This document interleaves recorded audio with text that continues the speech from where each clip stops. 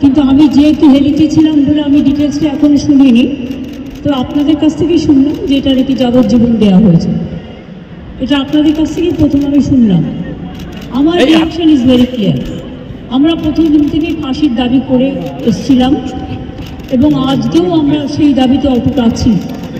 কিন্তু আদালতের রায় ন্যাচারালি এখন সবাই মিলে কি বলবেন আমি জানি না, বাট আমার কথা আমি বলতে পারি বা আমার দলের বক্তব্য যেটা হচ্ছে, আমরা 3টে কেসে আপনারা দেখেছেন 54 দিন থেকে 60 দিনের মধ্যে আমরা ফাঁসি অর্ডার করেই দিয়েছি।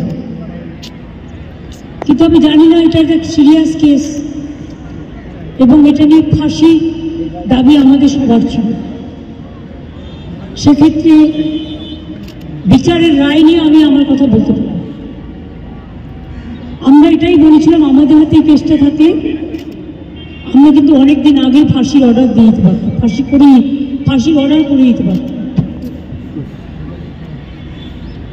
আমি জানি না কিভাবে লড়াই করেছেন, কি করেছেন, কি যুক্তি, আপনারা তো লয়াররা জানেন। সুতরাং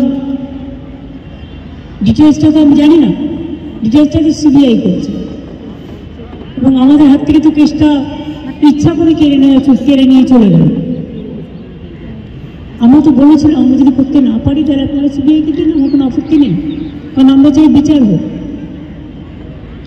এই নরক বিচারদের চরমতম শাস্তি হওয়া উচিত। সিবিআই তদন্তে কি কোনো ত্রুটি রয়েছে?